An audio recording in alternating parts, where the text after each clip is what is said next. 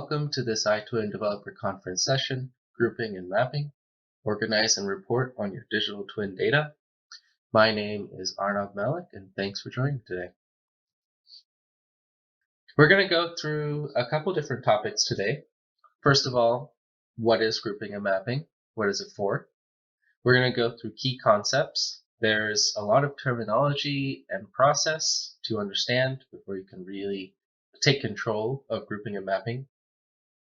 We're going to go through some UI packages and other open source components that we have for you to use to take advantage of grouping and mapping. We also have an API for you to use. And I'll share a couple of resources on where you can learn more.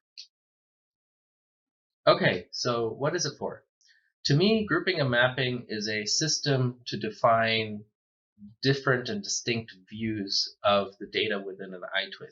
And what do I mean by views? Let's take an example. So suppose that you want to calculate the embodied carbon of all the concrete in your model. You would build a view of your model, of the data in your model, using grouping and mapping that isolates just the concrete elements and isolates the properties that are important for the concrete elements, the volume, for example, and the grade of the concrete, and maybe something else.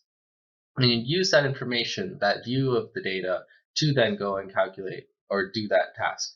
Suppose you wanted to calculate the total cost of the steel beams of a particular type in your model. You could do something similar. You build a view of your data that just has what you need, and then you can easily ship it off to that process where you calculate the cost. Which leads us to the next point. All of these views, they're defined in a generic and consistent configuration that can be used across models. Assuming that your firm has some consistency in the source of the data for all the models that you're working with, you only have to define your grouping and mapping, say, for that embodied carbon workflow once, and then you can reuse that consistently and repeatably for every single project that you have going forward. You may have to make some minor tweaks along the way for some variables or what properties you're pulling from, but generally you can continue to reuse a grouping and mapping over and over and over again, saving you a ton of time. We can go a step further with grouping and mapping and actually augment the data that you're interested in these views that you've generated. Let's go back to that embodied carbon example again.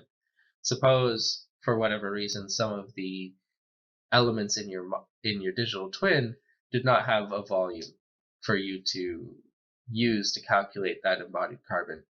You could calculate the volume using grouping and mapping as an additional operation. Suppose you were interested in generating some cost figures for steel beams and you knew the rate that a certain supplier was providing.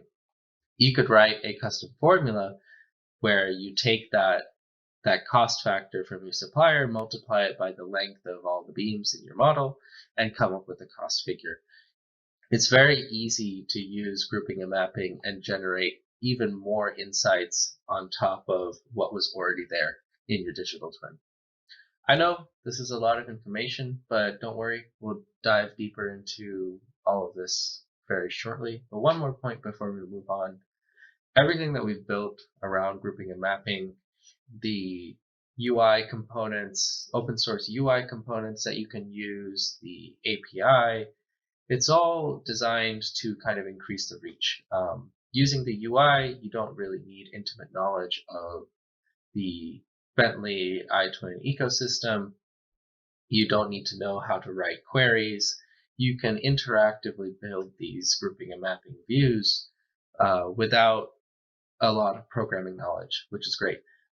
So the reach is really broad. You could be very technical, you could be not very technical, you could be, it doesn't really matter. Anyone can really dive into grouping and mapping and still get a lot of value out of it. All right, that's enough for slides. Let's switch to a live demo where I'll go over the key concepts. Hopefully the iTwin viewer is not too unfamiliar to anyone. I have a quick little application that I put together with the grouping and mapping UI component added in. This is going to be really helpful for explaining all the key concepts. The first concept that we need to cover is mappings. Mappings are equivalent to what I've been calling views so far. Each mapping is a view. So, quick shameless plug, I wrote this blog post a while back about grouping and mapping, but it has a nice animation that describes the concept of mappings. Each mapping here, we have a bunch of elements, and for one use case, we're interested in grouping them by color. For another use case, we're interested in grouping them by letter. That's kind of what you need to think about for mapping. If you have something where you need to group all your data by material, that's one mapping. If you have something where you need to group all your data by, let's say, phase of construction, that's another mapping. And you can be as imaginative as you want and come up with all sorts of mappings for all sorts of different purposes. The mapping entity itself in the grouping and mapping API is very simple. It's just a name and a description. So it's essentially just a container. It's a label. It's a name of the view. And the actual important stuff for the mapping is inside. Inside a mapping, the next entity down are groupings. You can think of groupings as like categorizations of the data inside your view, inside your mapping. So if I turn on this color by group, that should make it more obvious what I'm talking about. So in this particular mapping that I created, I was just interested in the concrete elements. So what I did was I created these 7 groups, each one representing one of the different types of concrete element in the model. And why would you want to create multiple groups in your view? Why wouldn't you just create one group for all the concrete in your model? You could create one group, but in this particular case, I wanted to showcase that, well, these different concrete, these different classes of concrete element, they all serve a different purpose. They probably have a different mix of concrete. Each different mix of concrete probably has some different qualities or attributes. Maybe they cost something different. Well, they probably definitely cost something different.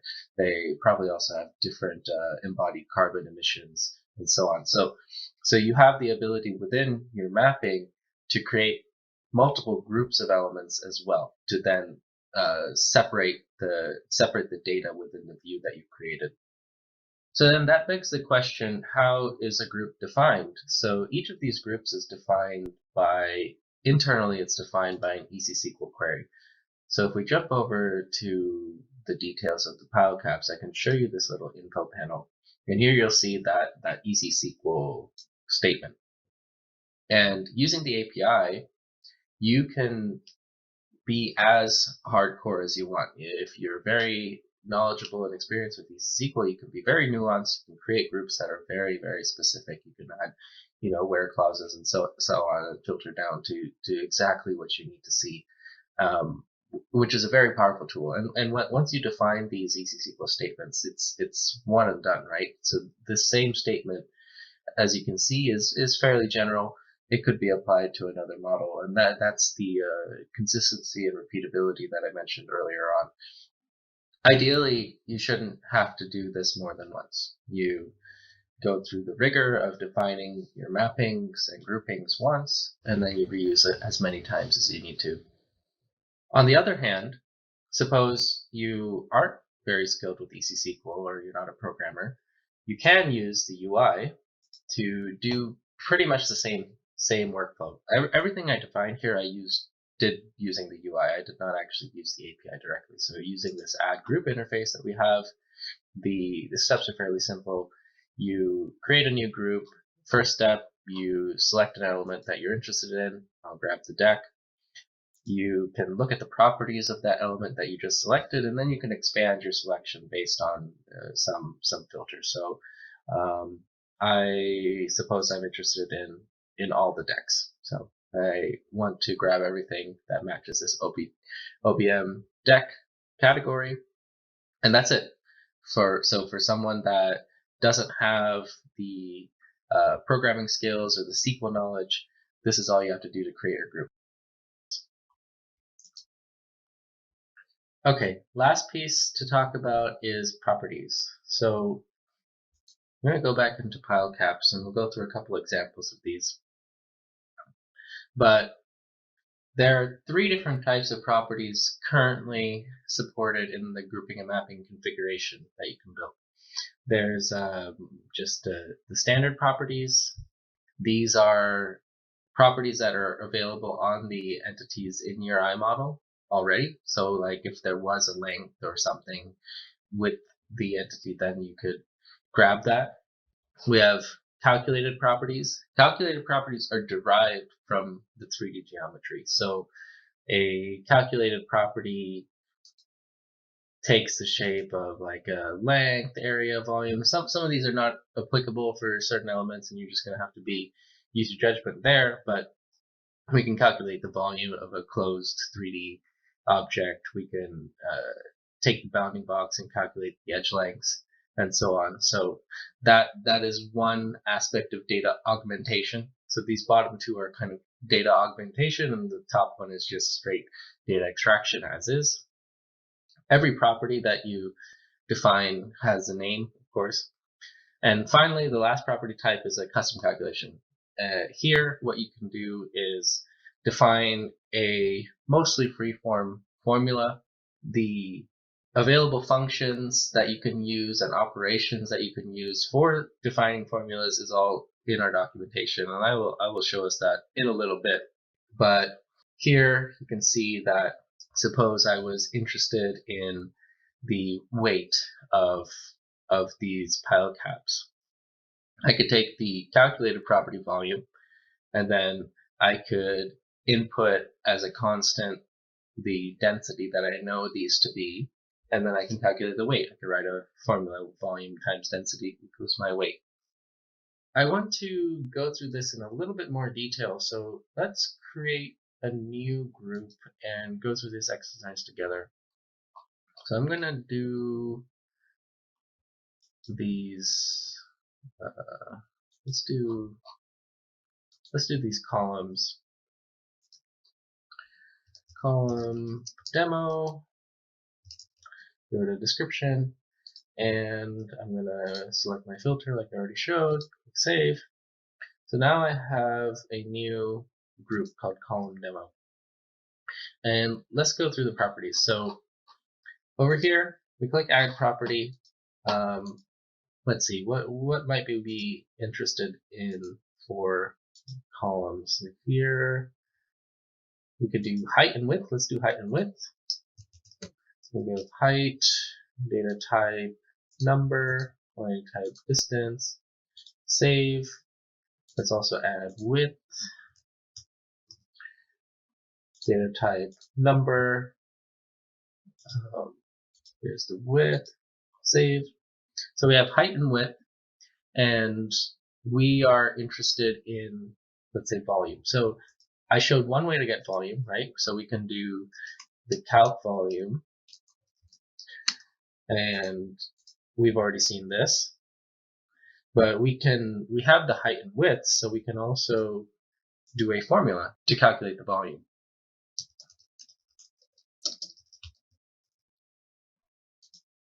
So for volume, we have the height times the width divided by 2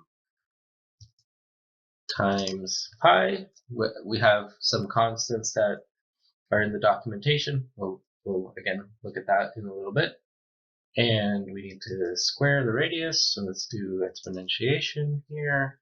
Add some parentheses just to make sure our order of operations are clean. And click save.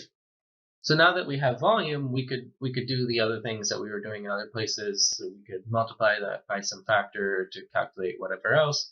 But this is how you would get it. So if we go back and look at the properties again, we'll remember that there wasn't a volume already pre-computed in the data in the iModel. So by using grouping and mapping and augmenting the data, we're able to get multiple different ways to calculate volume. We can use the calculated volume, or we could calculate the volume using other properties that were available. So let's quickly recap what we just did. We identified something that we were interested in. We knew that we wanted to get the volume out of it. And we took a look, we found what properties we could get, and we augmented the data in the digital twin, and now we have volume. So all of this was accomplished using the UI, which, like I mentioned earlier, it's an open source component that you're free to use with the iTwin viewer. So you can enable a lot of people to be able to do this configuration work quite easily. But like I promised, you can do all of this configuration using the API as well. And I want to show you the API documentation and some of those other capabilities. So let's go to our documentation.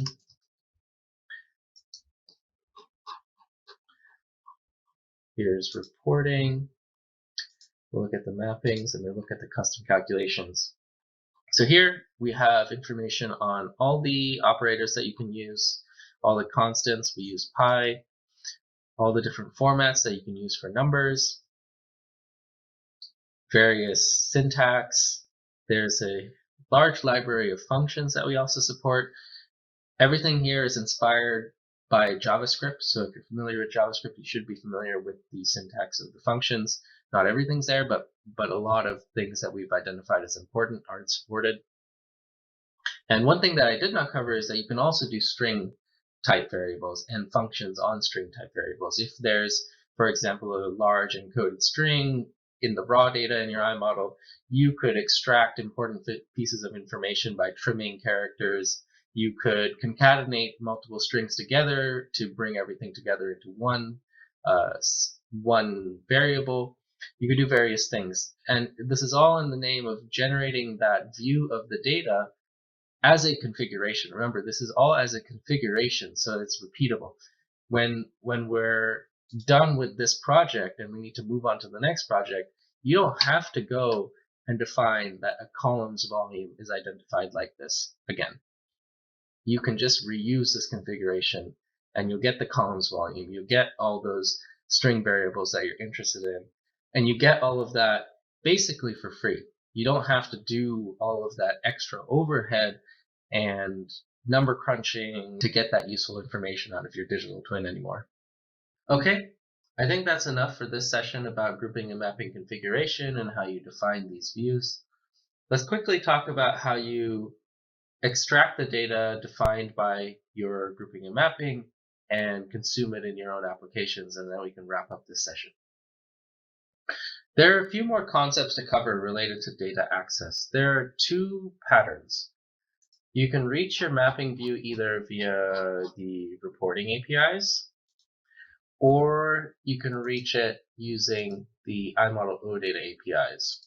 And documentation for that is over here. The reporting APIs, they follow an async batch pattern where data has to be extracted first before it's made available. So there are a set of APIs for extraction and then the actual data access APIs afterwards. The iModel OData API takes a more dynamic approach. All you need are the mappings defined, and then you can fetch the data directly. A key difference, using the reporting API, you are charged at the time of extraction. Using the iModels API, you are charged each time you access the data. You can think of this as a cold path or a hot path. The reporting API is for extracting the data once and then using it many, many, many times. And the iModel OData API is more for dynamic workflows. Let's say you modify something and you want to see what changed, and you modify the grouping again, you want to see what changed again. They cater to two different workflows. For this session, I'm going to be focusing on the cold path reporting APIs, but all the documentation that you need for the hot path, the iModel OData, is here, and it's fairly straightforward. You just need your mapping ID from the mapping you created, optionally the group to get specifically the table that you're interested in. When you fetch this data using the OData API, it's kind of organized in tables of data, but yeah, everything that you need, you can follow along here, and there are samples to guide you in terms of code. Okay, reporting API. Two-step process, extraction, and then you can access your data. Good news is that we also have a widget to help you with that setup and extraction process.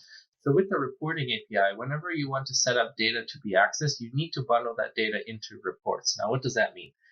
Let me walk you through that process. So I'll make a new report, call it demo report, give it a description. So I have this new demo report that I created. And what you have to do here, within each report, you select all the mappings that you want to belong to that report. So I have the corresponding to this model, I have the report that I created called demo. And you can add from other models as well. Each report is not necessarily exclusive to the data from one model. So with that set up, you can see that I added the mapping that we've been looking at. And to kick off the extraction process, you can update data sets by model. So the model that I'm looking at right now is called Reporting DEFCON Demo. If you have more than one model associated with your report, you'll see multiple models in this drop-down list. You select it and you can see update in progress. So now my data is being extracted. So that's how you can set it up to do the extraction via UI. If you have users that aren't going to directly interact with the API, or if you don't want to build a UI for this, you can just piggyback off of this. For your low-code users, the URL to access the data is available right here. Let's quickly jump into Power BI and I'll show you how one might use that. With that API endpoint copied, which is an OData v4 compliant API endpoint, by the way, most common BI tools such as Power BI or Excel are able to understand that. So for our low-code users, I'm going to use that as our example. I'm going to go into Get Data, go to OData Feed, and paste the endpoint. Now we see an authentication screen.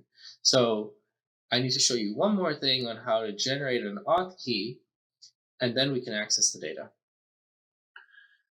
Back in the browser, go back to the documentation for reporting and go down to API keys. You need to make sure you're signed in for this. I've already created a key, but let's create another one. So over here, I'll give it a name, set an expiry, and add the reports that you're interested in. So I have DevCon demo. I created 2 reports. This is the one that we created together. I'm going to add it to this API key. So the way this works, each API key grants access to a set of reports. So I generated a key, or I'm generating a key rather, and I am assigning reports to that key right now. Click Save. The key will be generated, and you'll be presented with it on the screen. Now copy the key and let's go back to Power BI. Okay, switch to basic authentication, username OData, paste in your password, go down to the deepest path that's available. What that will do is filter it down to the tables or groups that you define in your mapping. So here it should look familiar. These are all the groups that we created. And each of those are imported as a table of data after they have been extracted. So let's load them in. And let's quickly look at the data. Over here, this is one of the groups that we created. So you can see it resolves to a table of data. There are a couple of columns that are always given. So EC instance ID, these are just useful in terms of reporting and being able to link one row of data to another. And you can see the properties that we included. So here we included volume, it's all calculated out. Over here we have barrier metal, all the given columns. Length was a property that we took from the I model. Cost was calculated, so cost was length times something. And as you can see, it's very easy to get these high-level statistics. Then it's just up to you to build an application with it. Unfortunately, that's pretty much all we have time for. Just wanted to show a couple quick links. Here's the grouping and mapping widget, kind of the star of the show. We did quite a lot in it. Here's the reports configuration widget. We use that at the end for setting up the report and the extraction. All of that is hosted on GitHub, open source. If you want to take a look at the actual source code, please feel free to do so. I have all the relevant information that we covered in this session here on this slide, and that's it. Thank you so much for your time and enjoy the rest of your day.